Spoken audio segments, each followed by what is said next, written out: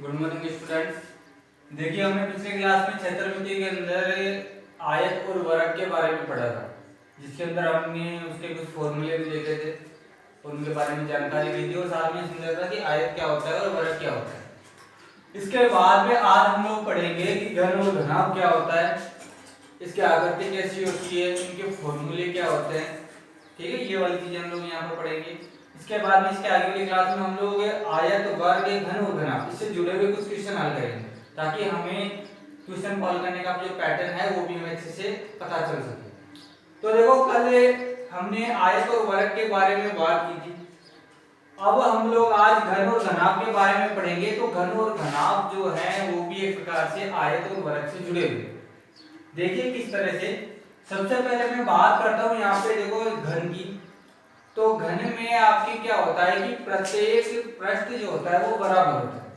अब घन में पृष्ठ कितने होते हैं, पृष्ठ आखिर होता कौन सा है, और इसमें देखो तीन प्रकार की चीजें होती है घन और घनाभ के अंदर, जिसमें आपके पास एक होता है फलक, एक होता है शीर्ष और एक होता है किनारा। यही सेम चीजें इसमें भी होती है। घनाभ में फलक, शीर्ष और किनारा। ठीक है, फलक, शीर्ष और किनारा, फलक, शीर्ष और किनारे, ये सेम चीजें होती है। इनकी आकृति में थोड़ा सा फर्क होता है, जैसे आयत और वर्ग में होता है। आयत में थोड़ी आकृति लंबी होती है, जबकि वर्ग में चारों तरफ से बराबर होती है। इसी तरह से ये भी होता है। घन में सब ओर से बिल्कुल बराबर रहता है, लेकिन घनाभ में बराबर नहीं होता। इसमें लंबाई, चौड़ाई और ऊंचाई तीन चीजें होती है, जबकि इसमें केवल भुजा काट ली जाती है, सब ओर से बराबर होता है। अब देखिए ये अपने फलक, शीर्ष और किनारे क्या होते हैं। सबसे पहले उन चीजों को समझने की कोशिश करते हैं। देखो हमारे पास एक चौक का डब्बा है और इस डब्बे के अंदर हम लोग अगर बात करें तो ये हम लोग मान के चलते हैं कि ये एक घन के आकार का। घन के आकार का मतलब होता है बिल्कुल चारों तरफ से बराबर है। जैसे अपना कलर बॉक्स होता है, हम लोग कलर सेट करते हैं, वो वाला अपने एक घन के आकार का ही होता है। और आप लोगों ने देखा होगा कि जब लूडो गेम खेला जाता है उसके अंदर जो पासा घूमता है वो वाला भी एक प्रकार से घनाकार होता है। पासा घनाकार आकृति का ही होता है। तो देखो इसमें बात करें, सबसे पहले फलक, शीर्ष और किनारे होते क्या है। घन और घनाभ में सेम होते हैं, इनकी संख्या भी सेम ही होती है। वैसे देखना है होता कौन सा है। तो देखो जैसे ये आपका चौक का डिब्बा है, इसके अंदर अगर बात करें तो यहाँ पर फलक के बात करें तो इसके जो पृष्ठ होते हैं सामने वाले, ये जो बिल्कुल सामने दिख रहे हैं, ऊपर वाला और नीचे वाला, ये सारे क्या है, इसके फलक है। एक, फिर इसके पीछे एक, दो, एक ये तीन, और एक इधर चार, एक नीचे पांच और एक ऊपर छह। इसी चीज को देखो इस बड़े डिब्बे से समझने की कोशिश करते हैं थोड़ा सा। यहाँ पर ये एक पृष्ठ हो गया इसका, इसको फलक भी बोलते हैं। इसके पीछे दूसरा, फिर ये तीन, ये चार, ये पांच और ये छह। इस तरह से अपने पास घन और घनाभ दोनों के अंदर छह फलक होते हैं। फलक कितने होते हैं, छह होते हैं, क्योंकि दोनों आपकी आकृति सेम ही होती है, बस ये लंबाई चौड़ाई ऊंचाई का फर्क होता है। ठीक है, अब इसके बाद में बात करते हैं इसके शीर्ष की। शीर्ष का मतलब होता है इसके जो कोने होते हैं उनको शीर्ष बोला जाता है। कोने से मतलब ये है, जैसे कि आपके पास यही फिर से डब्बा ले लिया मैंने, जैसे घन की आकृति का बताया था इसको। इसके शीर्ष की बात करें, शीर्ष का मतलब होता है कोने। कोने का मतलब होता है इसकी तीन भुजाएं जहां पर आकर के मिलेंगी वो उसका कोना हो गया।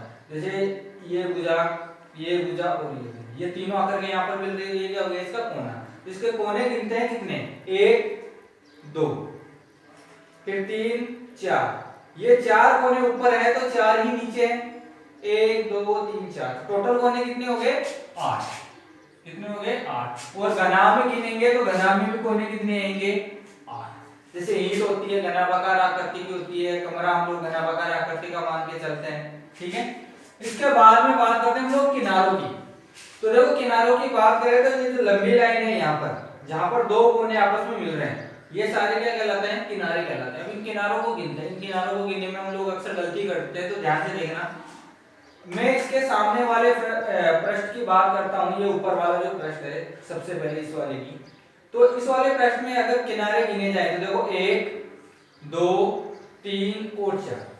ये कितने किनारे हो गए, चार किनारे। और इसके नीचे की बात करें तो नीचे भी कितने किनारे हो गए, चार किनारे। टोटल कितने हो गए ऊपर और नीचे, आठ किनारे हो गए। अब जब इन पृष्ठों की बात की जाए तो देखो यहाँ पर सबसे पहले बात करें तो ये किनारा 9 और एक ये 10, और इधर बात करें तो एक ये 11 और एक ये 12, तो टोटल किनारे कितने होते हैं 12 होते हैं। और इसके अंदर घनाभ में भी टोटल किनारे कितने होते हैं 12 होते हैं, चाहे आप लोग गिन के दे सकते हैं एग्जांपल के तौर पर। जो ईंट होती है अपनी संदूक होती है, ये वाली चीजें सारी घनाकार आकृति की होती है। तो जैसे इसमें अगर किनारे गिने तो वही अपने 12 निकलेंगे। देखो 4 किनारे तो ये हो गए 1 2 3 और 4, और 4 इसके पीछे वाले 1 2 3 4 8 हो गए। 8 के बाद में एक ये 9 और एक ये 10, एक ये 11 और एक ये 12, तो टोटल किनारे कितने हो गए 12। तो सबसे पहले जानकारी वाली बात ये थी कि जो घन और घनाभ होता है उसमें 6 फलक होते हैं, 8 शीर्ष होते हैं और 12 किनारे होते हैं।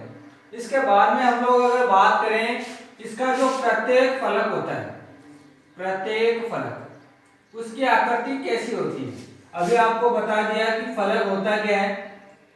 फलक उसके जो सामने वाला जो पृष्ठ होता है, 6 पृष्ठ होते हैं उसके, वो सारे उसके क्या कहलाते हैं फलक कहलाते हैं।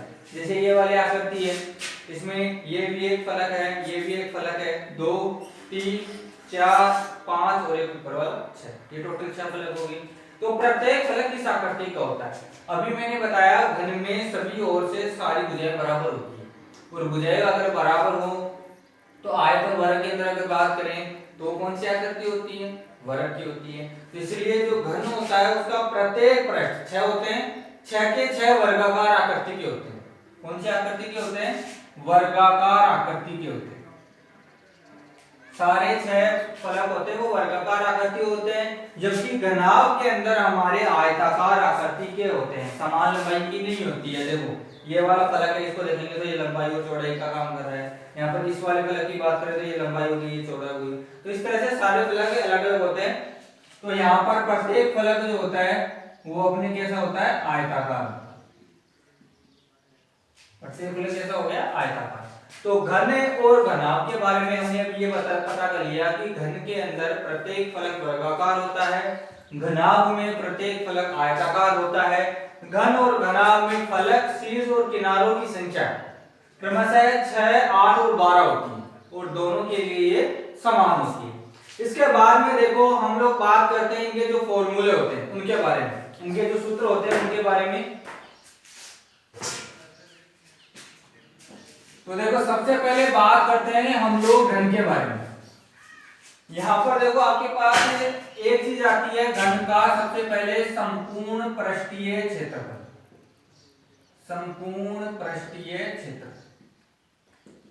तो देखो घन का संपूर्ण पृष्ठीय क्षेत्रफल का मतलब क्या हो गया, इसके सभी पृष्ठों का क्षेत्रफल हमें निकालना है।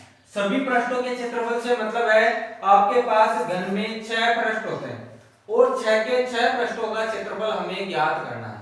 तो संपूर्ण पृष्ठ का मतलब हो गया इसके जो 6 पृष्ठ हैं उन सभी का क्षेत्रफल हमें निकालना पड़ेगा। अब आप लोगों को ये पता है, अभी थोड़ी देर पहले बताया गया है कि इसका आप लोग प्रत्येक पृष्ठ है वो कैसा होता है वर्गाकार होता है। तो हम लोग एक पृष्ठ का क्षेत्रफल निकालेंगे। तो देखो जैसे मान लो ये आगे वाला पृष्ठ ले लिया मैंने, इसका अगर मैं क्षेत्रफल निकालूंगा तो कितना आएगा भुजा स्क्वायर, कितना आएगा भुजा स्क्वायर, क्योंकि ये कैसा है वर्गाकार है। इसका क्षेत्रफल आएगा भुजा स्क्वायर, तो इसका भी कितना आएगा भुजा स्क्वायर, इसका भी कितना आएगा भुजा स्क्वायर, इसका भी भुजा स्क्वायर, ऊपर वाले और नीचे वाले का भी भुजा स्क्वायर, क्योंकि इसके सभी पृष्ठ क्या होते हैं बराबर होते हैं, वर्गाकार होते हैं। तो एक वर्गाकार पृष्ठ का क्षेत्रफल निकलेगा और बाकी के जो 5 है उनका भी सेम ही होगा। तो टोटल कितने हो गए 6 वर्गाकार पृष्ठों का क्षेत्रफल हमारा निकल गया। तो हमारे संपूर्ण पृष्ठीय क्षेत्रफल की बात करें तो 6 वर्गाकार पृष्ठों का क्षेत्रफल हमें निकालना है। तो एक वर्गाकार पृष्ठ का क्षेत्रफल कितना होता है भुजा स्क्वायर, तो 6 का कितना हो गया 6 भुजा स्क्वायर, ये इसका क्या हो गया संपूर्ण पृष्ठीय क्षेत्रफल हो गया। इसी तरह अब बात करते हैं हम लोग आगे जो घनाभ का आयतन है उसके बारे में।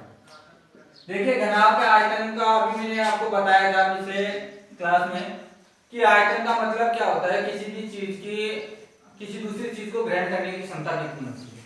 जैसे ये आपका घन है और अगर इसके आयतन की बात करें तो कहने का मतलब है ये मान के चलो कि इसके अंदर हमें पानी डालना है। अब ये पानी है वो कितना भर सकता है उसमें, वही उसका क्या होगा आयतन। अगर यहाँ पर छेद निकाल के इसमें पानी डाला जाए तो पानी सबसे पहले कहाँ गिरेगा पेंदे में, ये इसका जो पेंदा है वहां पर गिरेगा। ये आपके घनाकार आकृति का है तो इसका जो नीचे वाला हिस्सा है वो कैसा है वर्गाकार है। कैसा है? वर्गाकार। तो पानी पहले यहाँ पर फैलेगा वर्ग में, पानी अगर वर्ग में फैलेगा इसका मतलब भुजा स्क्वायर क्षेत्रफल में फैलेगा, और भुजा स्क्वायर क्षेत्रफल में फैलने के बाद में धीरे धीरे धीरे धीरे ऊपर तक आएगा। यहाँ पर ये भी क्या होगी? इसकी ऊंचाई होगी, और इसकी ऊंचाई है वो इसकी सभी भुजाओं की क्या होगी? बराबर, क्योंकि घन है, सारी भुजाएं बराबर होगी। तो ये तो हो गया, इसका तो हो गया भुजा स्क्वायर, और एक भुजा ये, तीनों का गुणनफल कितना हो गया? भुजा क्यूब। कितना हो गया? भुजा क्यूब। ये इसका क्या हो गया? आपके पास आयतन हो गया। इसका क्या हो गया? आयतन हो गया। इसके बाद में हम लोग बात करते हैं घन के प्रत्येक पृष्ठ का क्षेत्रफल। प्रत्येक पृष्ठ का क्षेत्रफल, घन के प्रत्येक पृष्ठ का क्षेत्रफल। प्रत्येक का मतलब हर एक पृष्ठ का अलग अलग पता करना है। तो आपको पता है घन का प्रत्येक पृष्ठ कैसा होता है? वर्गाकार। तो प्रत्येक पृष्ठ का क्षेत्रफल कितना हो गया? भुजा स्क्वायर। प्रत्येक पृष्ठ का क्षेत्रफल कितना हो गया?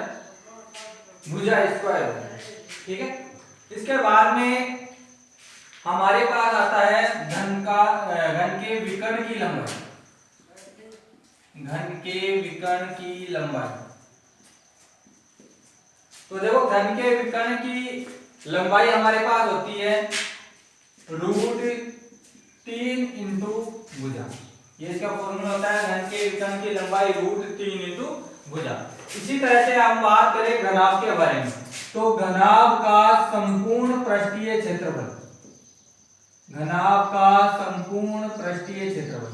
अब देखो ध्यान से देखना, घनाभ के संपूर्ण पृष्ठीय क्षेत्रफल के बारे में हम लोग बात कर रहे हैं, और संपूर्ण पृष्ठीय क्षेत्रफल कैसे निकाला जाता है इसके बारे में थोड़ा सा देखो। घनाभ के बारे में बात कर रहे हैं, अभी आपको बताया था घनाभ का प्रत्येक पृष्ठ आयताकार होता है। ये एक आयताकार है, ये भी आयताकार है, ये भी आयताकार है। इस तरह से इसके जो 6 पृष्ठ हैं, 6 के 6 पृष्ठ आयताकार आकृति के। अब सबसे पहले ये जिससे मैंने आपको सामने एक घनाभाकार बॉक्स रख लिया, इसके बारे में सबसे पहले मैं ऊपर वाले पृष्ठ की बात करता हूँ। ये वाला पृष्ठ, इसमें अगर बात की जाए तो इसमें देखो लंबाई और चौड़ाई मिलेगी, क्योंकि ये आयताकार है। तो यहाँ पर ये इसकी क्या हो गई? लंबाई, और ये क्या हो गई? चौड़ाई। तो हम लोग सभी पृष्ठों का क्षेत्रफल निकालना है हमें। तो पहले ऊपर वाले पृष्ठ का क्षेत्रफल निकाला मैंने, 1 नंबर पृष्ठ का। मान लो मैंने इसको नाम दे दिया 1 नंबर पृष्ठ। इसका क्षेत्रफल अगर मुझे निकालना है तो इसका क्षेत्रफल हो गया लंबाई इंटू चौड़ाई। लंबाई को L दर्शा लेते हैं, चौड़ाई को B दर्शा लेते हैं। तो यहाँ पर हो गया लंबाई इंटू चौड़ाई। ये आपके ऊपर वाले का हो गया। और नीचे वाले का निकालेंगे तो नीचे वाले का भी सेम आएगा, क्योंकि ये इसकी लंबाई हो गई और ये क्या हो गई? इसकी चौड़ाई। तो दूसरा जो पृष्ठ है उसका क्षेत्रफल भी कितना आया? लंबाई इंटू चौड़ाई। हमारे पास ऊपर और नीचे वाले 2 पृष्ठों का क्षेत्रफल निकल चुका है। इसके बाद में हम लोग इस वाले पृष्ठ की बात करते हैं, इस वाले। तो देखो इसमें बात करें तो हम लोग इसको क्या मान लेते हैं? चौड़ाई। तो यहाँ पर ये भी क्या हो गई? चौड़ाई, और ये क्या हो गई? ऊंचाई। तो यहाँ पर इस वाले आयत की बात करें तो यहाँ पर हो गया चौड़ाई इंटू ऊंचाई। तो इसका क्षेत्रफल हो गया चौड़ाई इंटू ऊंचाई। ऊंचाई को ऐसे दर्शाते हैं, तो ये हो गया चौड़ाई इंटू ऊंचाई। तो इसके सामने वाले इस पृष्ठ का क्षेत्रफल भी कितना होगा? चौड़ाई इंटू ऊंचाई। इसी तरह से 5वां पृष्ठ हम लोग ये मान के चलते हैं, अगर इसमें देखें तो ऊंचाई है और लंबाई काम में आ रही है, तो इसका क्षेत्रफल क्या हो गया? लंबाई इंटू ऊंचाई।